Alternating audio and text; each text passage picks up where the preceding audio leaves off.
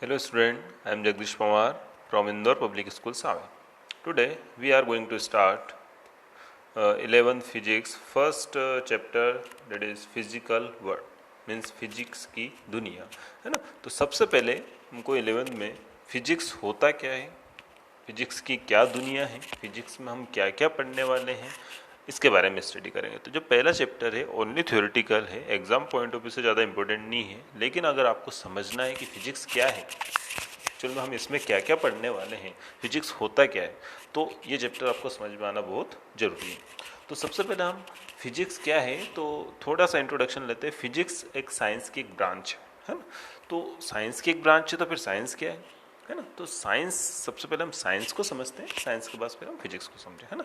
तो साइंस क्या होता है, अगर साइंस को हम एक वर्ड में वन डिफाइन करें तो साइंस होता है एक ऑर्गेनाइज्ड नॉलेज, है ना। अब ये ऑर्गेनाइज्ड नॉलेज मीन्स व्हाट, है ना। देखो पुराने ज़माने में क्या होते थे, जो फिलोसफर होते थे वो क्या करते थे, कुछ अलग अलग थ्योरीज देते थे, है ना। कुछ भी जैसे कि हम सन के बारे में बात कर ले तो पहले जब इन्वेंशन नहीं हुए थे तो पहले क्या होता था कि ऐसा बोला जाता था कि सन क्या हो रहा है, हमारे अर्थ के अराउंड रोटेट होता है। लेकिन अभी तो हम पढ़ चुके हैं कि नहीं, सन रोटेट नहीं होता, सन फिक्स है और अर्थ रोटेट होती है ना। तो ये जो नॉलेज होता था, इसको धीरे धीरे ये नॉलेज इतना बढ़ता गया कि इसको लिखा जाने लगा। वो फिलोसफर होते थे, वो उनको स्टूडेंट को पढ़ाते थे, वो स्टूडेंट लिखते थे। फिर क्या होता है, नॉलेज बहुत ज़्यादा इकट्ठा हो जाता। तो फिर ये नॉलेज को क्या होना, एक क्लासिफिकेशन कर दिया अलग अलग कैटेगराइज में। एक ब्रांच हो गई, आर्ट ब्रांच हो गई, एक साइंस ब्रांच हो गई। आर्ट ब्रांच में, आर्ट मीन्स कला, आपके अंदर कोई खूबी है तो वो क्या हो गई, एक वो आर्ट ब्रांच में चला जाएगा। आपको लिखना पेंटिंग अच्छी आती है तो वो एक आर्ट हो गई, है ना। जैसे आप 10 से 11 में आते हो तो आपसे पूछा जाता है कि आपको कौन सी स्ट्रीम लेना है, आर्ट लेना है कि साइंस लेना है ना। तो हम वो आर्ट के बारे में नहीं पढ़ेंगे, हम पढ़ेंगे साइंस के बारे में। अब जैसे आप साइंस के बारे में लेते हो कि मुझे साइंस पढ़ना है तो आपके दिमाग में आता है फिजिक्स, केमिस्ट्री, मैथ्स, है ना। तो इसमें हम पढ़ रहे हैं फिजिक्स, है ना।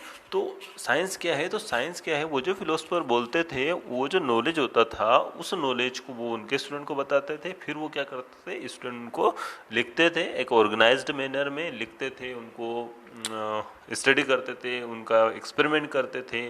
फिर उनको क्या एक ऑर्गेनाइज्ड मैनर में उनको लिखते हैं। तो वो जो ऑर्गेनाइज्ड मैनर है और ऑर्गेनाइज से हमको नॉलेज मिलता है, उसी को बोलते हैं हम साइंस। तो it is a human nature to observe things and happening around in the nature.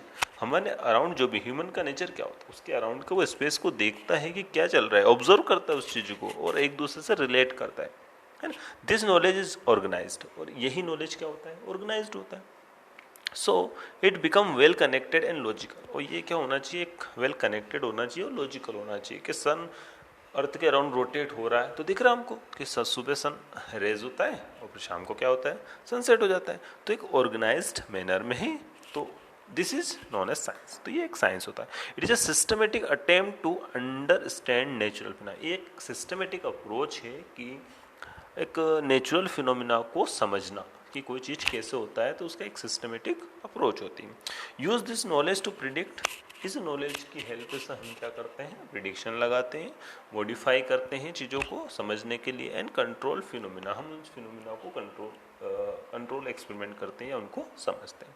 तो साइंस समझ में आ गया, साइंस क्या है, एक ऑर्गेनाइज्ड नॉलेज है, एक स्टेप बाय स्टेप एक ऑर्गेनाइज मैनर में लिखना और उसको हम पढ़ना ही क्या होता है, साइंस। साइंस कहीं बाहर से नहीं आया, साइंस यही है, हमारे आसपास की जो चीज़ें हैं उनकी स्टडी करना ही साइंस है। साइंस कहीं बाहर से नहीं आया कि ये साइंस आ गया, जो हमारे फिलोसफर पढ़ते आ रहे हैं, सिखाते आ रहे हैं। लेकिन साइंस और फिलोसफी में मेन डिफरेंस क्या है, साइंस में हम हर चीज़ का क्या करते हैं ना, प्रैक्टिकल करते हैं। प्रैक्टिकल करने के बाद ही हम मानते हैं कि नहीं ये चीज़ है ना। नहीं तो अंधविश्वास, वो जो होता था ना कि सर दर्द हो रहा है तो कि मालिश कर लो उससे ठीक हो जाएगा, तो ये क्या हो गया, एक अंधविश्वास है। कैसे, हमारे घर वाले ने हमें बोला, हमने मान लिया। लेकिन अगर आपने इसका एक सिस्टमेटिक स्टडी करी कि मालिश करने से क्या होता है, तो आपको पता चलेगा कि नहीं ये साइंस। अगर आपको उसका एक आपने एक्सपेरिमेंट किया, आपने मालिश करी, फिर देखा कि नहीं हाँ उससे क्या हुआ, आपका पेन कम हुआ, फिर आपने उसकी स्टडी ऐसा क्यों हुआ उसके बारे में स्टडी करी, फिर आपने रीज़न बताया, तो आप मान जाओगे। लेकिन कोई भी ऐसे बोलेगा तो कोई मानेगा नहीं। तो ये थोड़ा सा फ़र्क है अंधविश्वास और साइंस के बीच में, है ना। तो ऑर्गेनाइज नॉलेज कुछ भी हो सकता है। हमारे आसपास में हवा चलती है, पानी बहता है ना, लाइट आती है, सन से लाइट आती है, प्लांट्स ग्रो होते हैं, ये सब हमारे अराउंड के चीज़ें हैं। तो इन सबको ऑर्गेनाइज करना, हमारे चारों तरफ की चीज़ों को ऑर्गेनाइज करना और उनका स्टडी करना, उनका नॉलेज लेना ही साइंस है। ठीक है।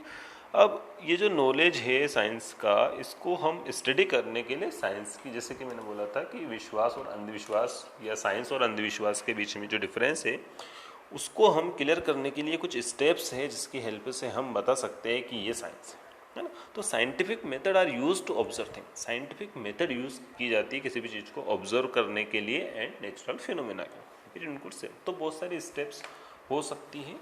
इसमें से सबसे फर्स्ट स्टेप जो है वो है ऑब्जर्वेशन। किसी भी चीज़ को आप लॉ बनाने से पहले या एक्सपेरिमेंट करने से पहले या उसके प्रिडिक्शन करने से पहले सबसे पहला काम क्या होता है? किसी भी चीज़ को, किसी भी फिनोमिना को देखने से पहले सबसे पहला काम होता है आपका ऑब्जर्वेशन। आप उस चीज़ को देखते हो। बिना देखे आप एक्सपेरिमेंट नहीं कर सकते हो, बिना देखे आप फॉर्मूला डिराइव नहीं कर सकते हो, बिना देखे आप प्रिडिक्ट नहीं कर सकते हो। तो फर्स्ट स्टेप क्या है आपका? ऑब्जर्वेशन। सबसे पहले आप क्या करते हो? ऑब्जर्वेशन करते हो। जब आप ऑब्जर्वेशन करते हो, जब किसी चीज़ को देखते हो, तो फिर आप सोचते हो कि ये कैसे हुआ। जैसे कि नदी में पानी बहता है, आपने उसको देखा तो उसकी एक ही डायरेक्शन होती है। ऐसा तो नहीं होता है कि कभी आपने देखा कि वो ईस्ट वेस्ट जा रहा है, कभी वेस्ट से ईस्ट जा रहा है, हमेशा वो एक ही डायरेक्शन में जाएगा। तो आपने क्या किया? उस चीज़ को ऑब्जर्व किया। फिर क्या करोगे? वो ऑब्जर्व करोगे तो उसका प्रैक्टिकल सोचोगे, उसका दिमाग में ऐसा सोचोगे कि वो ऐसा क्यों हो रहा है, वो इससे वेस्ट क्यों जा रहा है। आप इसका आप एक्सपेरिमेंट कर सकते हो हमारे घर पे, है ना। क्या बनाओ? एक पाइप लो और एक उसमें स्लोप क्रिएट कर दो, है ना। तो जो लेवल हाई होगा वहाँ से पानी कहाँ जाएगा? Lower level. बिल्कुल कॉमन सी बात है, लेकिन आपने क्या किया? एक साइंटिफिक तरीके से उस चीज़ को परफॉर्म किया। अब हम उसको मान जाएंगे, है ना। तो ये एक साइंस में अगर किसी चीज़ को आपको प्रूव करना है तो आपको इस स्टेप से जाना पड़ेगा। तो सबसे पहले स्टेप क्या है आपका? ऑब्जर्वेशन। तो आप उसने ऑब्जर्व किया। उसके बाद क्या किया आपने? बरसात का पानी जो आया उसके बारे में जब देखा तो आपने क्या किया? अपने घर पे जाके या अपने लैब में जाके आपने प्रैक्टिकल परफॉर्म किया, है ना। अब वो एक कंट्रोल प्रैक्टिकल था। कंट्रोल मीन्स जैसे हम बात कर लेते हैं कि बारिश होती है ना। बारिश क्यों होती है? सबसे पहले तो आप ऑब्जर्व किया कि बारिश होती है। फिर क्यों होती है उसके बारे में आपने देखा कि हम एक एक्सपेरिमेंट कर सकते हैं घर पे कि एक पानी का बाउल लिया, उसमें पानी को हीट किया और ऊपर से एक कुछ हमने उसको एक बड़े से उससे ढक दिया। तो जो भी वो जो भाप बन के जा रही थी वो सब कहाँ हो गई? उसमें जो भी जिससे आपने ढका उसके ऊपर आ गई, है ना। अब वापस उसको उसकी बूंदे आ गई, वो बूंदे जब बड़ी हो जाएगी तो वापस कहाँ गिरेगी? तो ये एक फिनोमिना आपने इसको ऑब्जर्व किया कि इस तरह से होता होगा, है ना। तो सबसे पहले क्या करना आपको? ऑब्जर्व करना। ऑब्जर्व के बाद क्या करना? उसका कंट्रोल्ड एक्सपेरिमेंट करना। ठीक है, आपने ऑब्जर्वेशन भी कर लिया, आपने एक्सपेरिमेंट भी कर लिया। उसके बाद क्या करोगे? आप सोचोगे उसके रीजनिंग, ऐसा क्यों हुआ, है ना। उसके ऊपर रीजनिंग लगाओगे। जैसे कि एग्जांपल ले लेते हैं हम, बारिश में आपको रेनबो दिखता है। अब रेनबो को आपने देखा, रेनबो दिखा। अब आपने क्या किया? उसका एक्सपेरिमेंट किया। एक्सपेरिमेंट कैसे किया? लैब में गए आप, एक लाइट का बल्ब लिया और उसके सामने आप पानी के फुहारे चला दिए। जब पानी के फुहारों में देखोगे आप तो वहाँ पे आपको क्या कलर दिखेंगे? अलग अलग 7 कलर्स, है ना। तो आप क्या करोगे उसके? ये तो हो गया आपका एक्सपेरिमेंट। अब उसके ऊपर रीजनिंग करोगे कि जब उसमें लाइट हमने इंसिडेंट करी, है ना, मीन्स लाइट में क्या होते हैं? कलर होते हैं, है ना। बारिश की बूंदे क्या होती है ना, उन कलर को अलग अलग कर देती है, जिससे हमको क्या दिखता है? कलर। हम 10th में लाइट के बारे में पढ़े हैं, फिनोमिना। लेकिन ये हमारा एक अप्रोच होता है कि हम इस तरह से करते हैं, है ना। तो लाइट के हमको कलर दिखा तो हमने बोला कि लाइट में 7 कलर्स होते हैं, है ना। तो ये क्या किया हमने? रीजनिंग। लेकिन ये कौन से वाले रीजनिंग है? रीजनिंग में 2 टाइप की होती है। ये क्वालिटेटिव रीजनिंग है। कैसी रीजनिंग है? क्वालिटेटिव। हमने उसकी क्वालिटी बताई कि किस तरह का है, कि इसमें 7 कलर होते हैं, है ना। एक और रीजनिंग होती है, उसको बोलते हैं हम क्वांटिटेटिव रीजनिंग। क्वांटिटेटिव रीजनिंग जैसे हम एग्जांपल ले लेते हैं कि मैंने जैसा कि हम पढ़ चुके हैं 9th में भी ग्रेविटेशन, कि जब हम किसी भी ऑब्जेक्ट को थ्रो करते हैं तो वापस कहाँ आता है? नीचे आता है ना। तो अगर हम डिस्टेंस को बढ़ा देंगे तो जो फोर्स होगा वो भी क्या हो जाएगा? बढ़ जाएगा या कम हो जाएगा? कितने टाइम बढ़ जाएगा? मान लीजिए हमने डिस्टेंस को 2 टाइम्स बढ़ा दिया तो फोर्स कितने टाइम कम हो जाएगा? 4 टाइम्स। उनको फॉर्मूला पता है, F=G m1 m2/r², है ना। नीचे r², तो डिस्टेंस को डबल किया तो r² 4। तो फोर्स जो है वो 4 टाइम्स कम हो जाएगा। तो ये कैसा है, क्वांटिटी। हम बता रहे हैं कि अगर हमने डिस्टेंस बढ़ाई तो फोर्स में क्या इफेक्ट होगा। क्वांटिटी से आपने रीजनिंग किया तो ये होता था क्वांटिटेटिव रीजनिंग। आप बता पा रहे हो कि इतने टाइम्स कोई चीज़ कम हो जाएगी या कोई टाइम बढ़ जाएगी। ठीक है, तो ये हो गया क्वांटिटेटिव और क्वालिटेटिव रीजनिंग। ठीक है, इसमें कोई problem. Next mathematical modelling. Next step जो आता है साइंटिफिक मेथड की, वो होती है mathematical modelling. Mathematical modelling means आपको उसका एक फॉर्मूला डिराइव करना है कि किस फॉर्मूले से, किस रिलेशन से ये चीज़ बढ़ रही है, घट रही है। जैसे कि अभी हमने बात किया F=G m1m2/r²। तो फोर्स का वो जो डिस्टेंस है उससे किस तरह से रिलेशन है, इनवर्स रिलेशन। तो आप क्या करोगे, उसकी एक मैथमेटिकल रीजनिंग बनाओगे कि इतनी डिस्टेंस रखोगे तो इतना फोर्स लगेगा, है ना। मैंने बोला किस चीज़ को मैंने अर्थ से फेंका तो कितना फोर्स लगेगा, कितने टाइम तक वो वहाँ रहेगा। तो एक उसका एक मैथमेटिकल एक्सप्रेशन बनाओ। या जैसे हम बात कर ले कि अगर मैं किसी बॉडी पर फोर्स लगाऊंगा, है ना, तो मैंने अगर इतने न्यूटन का फोर्स लगाया तो उसमें कितना एक्सेलरेशन डेवलप हो गया। तो आप क्या करोगे, एक मैथमेटिकल मॉडलिंग, एक मैथमेटिकल फॉर्मूला उसका डिराइव करोगे। ठीक है, तो एक मैथमेटिकल फॉर्मूला भी डिराइव हो गया कि अगर मैंने किसी बॉडी पर इतना फोर्स लगाया तो उसमें इतना एक्सेलरेशन आ जाएगा। तो नेक्स्ट स्टेप क्या हो गया हमारा, मैथमेटिकल मॉडलिंग। ठीक है, तो हमने ऑब्जर्व कर ली, एक्सपेरिमेंट कर लिया, एनालिसिस कर लिया, उसका रीजनिंग लगा ली कि ये रीजनिंग हो रही। रीजनिंग के बाद उसमें हमने मैथमेटिकल मॉडलिंग कर ली। तो कोई भी जब ऑब्जर्वेशन करते हो आप, तो आपको इन सब स्टेप से जाना पड़ेगा। उसके बाद क्या कर सकते हो आप, अगर आपको ये सब चीज़ आपके सब सेटिस्फाई हो गई, ये सब रिलेशन अगर आपके सेटिस्फाई हो गए, तो आप प्रिडिक्शन कर सकते हो, है ना। प्रिडिक्शन कैसे, जैसे कि एग्जांपल ले लेते हैं कि मान लीजिए कि कल सूर्य ग्रहण होने वाला है। अगर अब आपको पता है कि अर्थ की स्पीड कितनी है ना, अर्थ सन के अराउंड किस स्पीड से रोटेट हो रही है ना, और कितने टाइम के बाद अर्थ और सन और मून एक ही लाइन में हो जाएंगे, है ना, कब अर्थ और सन के बीच में मून आ जाएगा। तो अगर आपको स्पीड का, आपके पास एक मैथमेटिकल मॉडलिंग की हुई है, आपने एक फॉर्मूला बनाया हुआ, तो आप प्रिडिक्ट कर सकते हो कि आज से 1 साल बाद या आज से इतने दिन के बाद सूर्य ग्रहण होगा।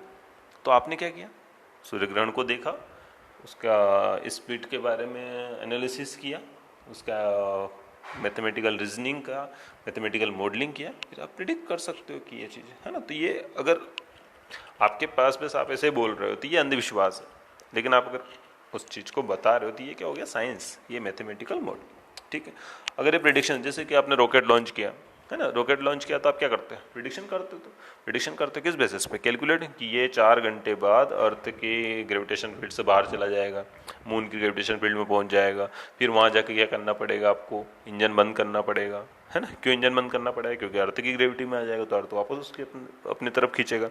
तो आपको क्या करना पड़ेगा ना, रिवर्स इंजन चलाना पड़ेगा, वो अलग मैटर है। ठीक है, तो ये सब चीजें हो गई। Next, verification and falsification. अगर आपने जो सब चीज किया अगर वेरीफाई हो गया तो आपका लॉ बन जाता है, और अगर नहीं हुआ तो फॉल्सिफिकेशन, मतलब वापस करो या कुछ नया मॉडिफिकेशन करो। आप जो अपने जो लॉ बनाए, जो आपने मैथमेटिकल टूल, जो फॉर्मूले डिराइव किया, वो सभी जगह सेटिस्फाई नहीं हो रहा, तो आपका जो ये स्टडी है वो क्या हो गई, पूरी पानी में गई, है ना। जैसे सांप सीढ़ी वाला खेल होता है, ऊपर जाते हो वापस से नीचे, है ना। तो these are the steps for scientific study. Scientific study करने के लिए ये स्टेप्स आपको आना चाहिए, और इसके बारे में आपको क्वेश्चन पूछ सकते हैं कि कौन कौन से साइंटिफिक स्टेप्स होते हैं। चलो बढ़ते हैं आगे। Next, there is no final theory in science and no unquestioned authority in science. कोई भी साइंस में फाइनल थ्योरी नहीं होती। जैसे कि आपने बोल दिया कि ये रेनबो हुआ, ऐसा हुआ, ये इस कारण हुआ, तो ये कोई आपकी फाइनल थ्योरी नहीं है। अगर किसी ने बोला कि नहीं, लाइट में या वाटर में कलर होते हैं, लाइट में नहीं होते हैं, लेकिन अगर उसने ये सब स्टेप्स जो हमने डिस्कस करी, अगर इससे उसने बता दिया, तो फिर वो थ्योरी माननी पड़ेगी, और ये जो थ्योरी ये फेल हो जाएगी। तो साइंस में कुछ भी ऐसा नहीं है कि नहीं बस ये फाइनल हो गया, कुछ भी फाइनल नहीं माना जा सकता। साइंस में कभी भी साइंस बदल सकता है। जैसे कि एक थ्योरी के बारे में बात करते हैं, न्यूटन ने कॉस्पिकुलर थ्योरी दी थी कि लाइट हमेशा एक स्ट्रेट लाइन में मूव करती है। कैसे मूव करती है, एक स्ट्रेट, जैसे कि गोली चलाता है ना, गोले की इस तरह से एक स्ट्रेट मूव करती है, कभी भी वो टर्न नहीं करती। जैसे वो हिट करती है, जिस जगह हिट करती है वो हमको दिख जाता है ना। तो लाइट कैसे मूव करती है, स्ट्रेट मूव करती है। लेकिन उसके बाद हुआ हाइजन आया। हाइजन ने बोला कि नहीं भाई, उनने अलग प्रिंसिपल लगाया, उनने सब प्रिंसिपल बनाने कि नहीं, लाइट जो होती है वो स्ट्रेट गोली की तरह नहीं जाती है, वो पानी जिस तरह समुद्र में लहरें बनती है, नदियों में लहरें बनती हैं, लहरों की भांति वो आगे बढ़ती है ना। जैसे कि आपने आपके दरवाजे पे पानी डाला है ना, तो पानी क्या होगा, जैसे गेट के यहाँ से पानी डाला तो पूरा क्या हो जाएगा, वो स्प्रेड हो जाएगा, है ना। ऐसा नहीं है कि वो स्ट्रेट जाए, है ना। इसी तरह से जब आप घर में अपनी विंडो ओपन करते हो तो लाइट क्या होती है, ऐसा नहीं बस स्ट्रेट एक ही जगह पर आपको दिखेगा, पूरा रूम दिखता है ना आपको। तो हाइजन ने बोला कि लाइट एक जगह, मतलब लाइट स्ट्रेट मूव नहीं करती है। लाइट कैसे मूव करती है, लाइट मूव करती है in the form of wave, जैसे कि समुद्र में वेव बनती है, ठीक है। अब तो वो जो पुरानी थ्योरी वो फेल हो गई। तो हम जब तक ये थ्योरी नहीं आई थी तब तक उस थ्योरी को मान रहे थे, पढ़ रहे थे, उसको समझ रहे थे कि हमारे लिए वही सही, हमें तो क्या है, जो जैसा बोल दे वही सही है ना। फिर कुछ साल बाद फिर भी ये नहीं कहा जा सकता कि ये जो थ्योरी है बिल्कुल फाइनल है ना, क्योंकि ये जो थ्योरी होती है साइंस की, ये चाइना के माल जैसी होती है, कब टूट जाए पता नहीं, है ना। तो उसके बाद क्या हुआ ना, आइंस्टाइन आ गए। आइंस्टाइन ने एक थ्योरी दी कि नहीं, लाइट तो स्ट्रेट ही मूव करती है, लेकिन वो लाइट क्या होती है ना, एक बंडल्स के फॉर्म में मूव करती है, बंडल्स के फॉर्म में, पैकेट के फॉर्म में मूव करती है, और वो जब टकराती है तो वहाँ पे हमको क्या दिखती है, लाइट दिखती है ना। तो उन्होंने बहुत सारे एक्सपेरिमेंट किए और ये सब जो हमने स्टेप्स पढ़ी है सब स्टेप्स फॉलो करके बताए। तो फिर वो थ्योरी आ गई, फिर हाइजन की थ्योरी फेल हो गई। फिर बाद में एक और थ्योरी आई, है ना, उसमें फिर स्टडी किया कि नहीं भैया, वेव हाइजन की थ्योरी भी सही है और न्यूटन की कॉस्पिकुलर थ्योरी भी सही है। तो साइंस में कुछ भी फाइनल नहीं होता है, कभी भी जब भी न्यू थ्योरी आती है तो पुरानी थ्योरी क्या हो जाती है, फेल। तो कभी भी हम ये ग्रांटेड नहीं मान सकते कि नहीं ये थ्योरी फाइनल है, ठीक है। तो साइंस में कुछ भी फाइनल नहीं होता है। चलो बढ़ते हैं आगे। अब हम साइंस, ये जो हमने साइंस पढ़ा, तो natural science can be broadly divided in 3 branch. ये जो हमारा साइंस है हम इसको मेनली 3 ब्रांचेस में डिवाइड कर सकते हैं। नंबर 1 हमारा physics, then chemistry, then bio. तो फिजिक्स क्या है, physics is the study of basic nature and natural phenomena. Nature और नेचुरल फिनोमेना के बारे में स्टडी करना ही फिजिक्स, ठीक है। तो इस चीज में आपको ध्यान रखना। नेक्स्ट, तो फिजिक्स को समझने के लिए, फिजिक्स को आसान तरीके से समझने के लिए फिजिक्स थ्रस्ट, है ना, फिजिक्स को स्टडी करने के लिए फिजिक्स के जो एरिया है, थ्रस्ट एरिया, जिसको हम थ्रस्ट एरिया बोलते हैं, वो 2 है मेनली, है ना।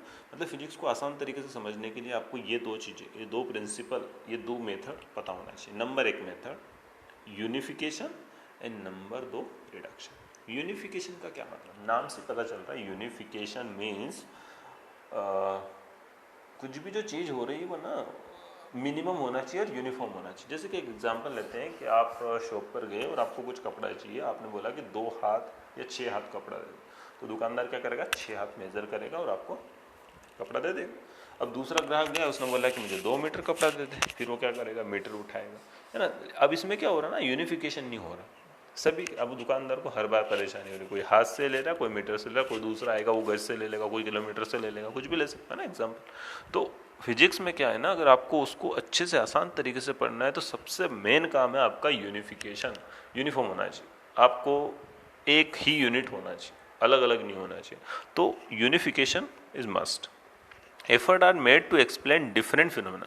अब बहुत सारा एफर्ट लगता है different phenomena in nature on the basis of one minimum law. तो आप क्या करो, एक मिनिमम लॉ बनाओ, है ना। This is the principle of unification.